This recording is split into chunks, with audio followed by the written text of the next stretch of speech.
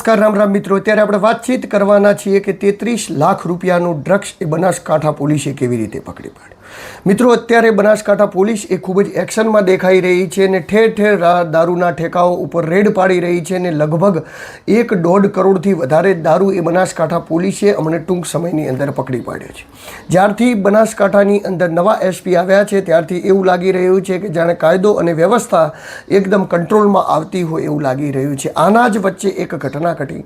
એ ઘટના એવી હતી, ઘટના કેવી રીતે ઘટી અને આ ડ્રગ્સને પોલીસે કેવી રીતે પકડ્યું એના વિશે આપણે ડિટેલમાં ચર્ચા કરવાના છીએ. તો આ વિડીયોની અંદર નવા આવ્યા હો તો મારી ચેનલને લાઇક, સબસ્ક્રાઇબ અને ફોલો કરી દેજો, જેથી હું આપના માટે આવા અદ્ભુત વિડીયો બનાવતો રહું.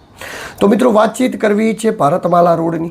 ભારતમાલા રોડ એ અત્યારે અહીંયા સરહદી વિસ્તારોથી લઈ અને શેખ પંજાબના પટિંડા સુધી જોડતો, એટલે કે દિલ્હી અને નેશનલ ઓથોરાઇડ એટલે આ બાજુ અમદાવાદ બધી જ બાજુએ જવા માટેનો રસ્તો એ થઈ ચૂક્યો છે.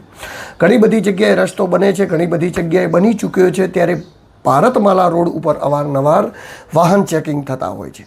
પરંતુ આ વાહન ચેકિંગ દરમિયાન ક્યારેક દારૂઓની પેટીઓ પકડાય છે તો ક્યારેક અન્ય કોઈ પદાર્થો પકડાય છે. પરંતુ આ વખતે પોલીસના હાથમાં એવું લાગી ગયું કે જેનું નામ હતું એમડી ડ્રગ્સ.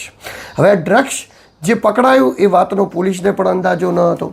પહેલી વાર એવી ઘટના બની હતી કે પોલીસે કોઈ પણ બાતમી વગર, મતલબ કે ન પોલીસ જોડે કોઈ બાતમી હતી, ખાલી શકના આધારે ગાડીને ચેક કરતા ગાડીમાં એવી જગ્યાએથી ડ્રગ્સ મળી આવ્યું કે જેની પોલીસે કલ્પના પણ નથી કરી.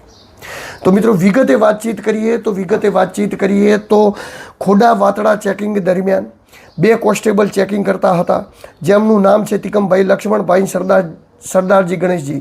આ બંને વાહનો ચેકિંગ કરતા હતા, વારાફરતી વાહનો ચેકિંગ કરતા હતા. એ જ દરમિયાન એક બ્લેક ગાડી આવે. બ્લેક ગાડીને હાથ કરીને રોકવામાં આવે છે. જ્યારે રોકવામાં આવે છે અને પૂછવામાં આવે છે કે આપ ક્યાંથી આવો છો, ત્યારે સામેના વ્યક્તિનો એક જવાબ હોય છે કે એસપી સાહેબ જોડે વાતચીત કરાવો. બસ એસપી સાહેબ જોડે વાતચીત કરવાથી આ લોકોને ડાઉટ પડે છે કે અમે તો ખાલી આને પૂછ્યું છે કે તમે ઊભા રહો, ક્યાંથી આવો છો, શું આવો છો. રૂટીન ચેકિંગ ચાલુ હોય છે. એ દરમિયાન આ વ્યક્તિ એવું કેમ કહ્યું કે એસપી સાહેબને વાતચીત કરો.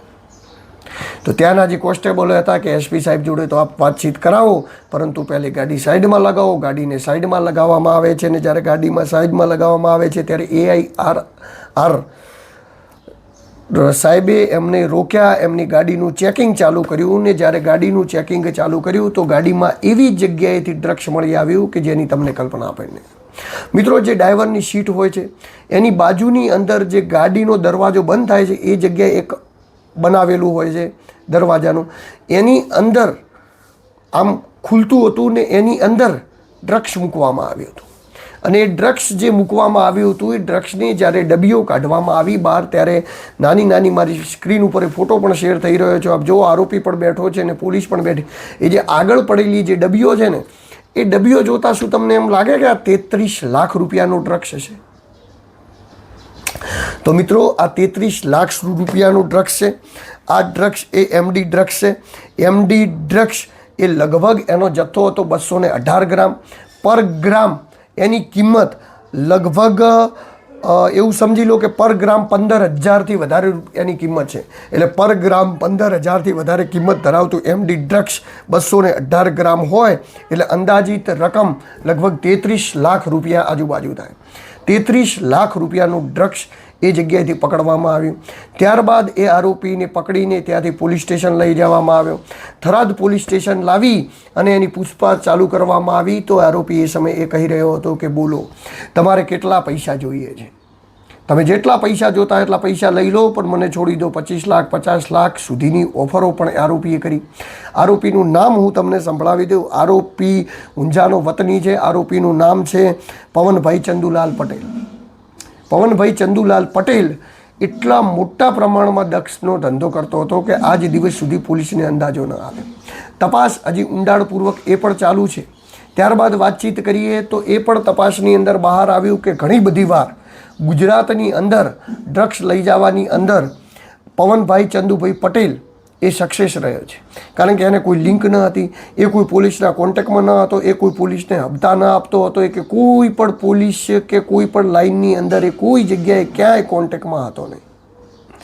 એટલે હવે જે કોન્ટેક્ટમાં ન હતો કે જે જગ્યાએ વાતચીતમાં ન હતો એવી રીતની વાતચીત હતી, એટલા માટે કરીને આ આરોપી ક્યારેય પકડાયો નહીં.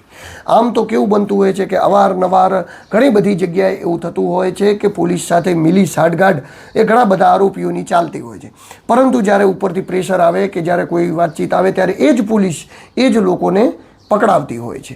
તો આવું જ્યારે થતું હોય છે તો આ આરોપી વારંવાર બચી જવાનું કારણ એ હતું કે ગુપ્ત રીતે એ કોઈ પણ બોર્ડરેથી નવા જાસા આપી અને પોલીસને ગુમરાહ કરીને નીકળી જતો હતો. પરંતુ આ વખતે પોલીસ સતર્ક એટલા માટે રહી કે હમણાંથી વાહન ચેકિંગો ખૂબ ચાલી રહ્યું છે, ખૂબ મોટા પ્રમાણમાં બધું જેમ તે પકડવાનું ચાલી રહ્યું છે, દારૂ પકડાઈ રહ્યો છે, ડ્રગ્સ પકડાઈ રહ્યો છે. અને ગુજરાતની અંદર બનાસકાંઠાની અંદર જે સરહદી વિસ્તારથી ડ્રગ્સ અને દારૂ ઘુસાડવાનું જે કામકાજ ચાલતું હતું એના ઉપર મોટા પ્રમાણની અંદર સુધારો આવવા જઈ રહ્યો છે. તો મિત્રો આગળ તમને જણાવીશું કે આવા કોઈ પણ કેસની અંદર આપણે હશે તો કેસની ડિટેલોમાં ચર્ચા કરતા રહીશું, એના વિશે વાતચીત કરતા રહીશું. કાંઈ પણ નવી માહિતી આવશે એમાં આગળ પાછળ ક્યાંથી લાવીશું તે ખુલશે તો એ વિશેની આપણે માહિતી કરતા રહીશું, વાતચીત કરતા રહીશું. પરંતુ અત્યારે તો બનાસકાંઠા પોલીસ, થરાદ પોલીસ ખૂબ જ સારી રીતે એક્શનમાં છે, LCB પણ એક્શનમાં છે અને ખૂબ સારું કામ એ બનાસકાંઠાની અંદર થઈ રહ્યું છે જેવું મને લાગી રહ્યું છે એવું હું તમને કહી રહ્યો છું. નમસ્કાર, રામ રામ. હું છું દિલુ ચૌધરી.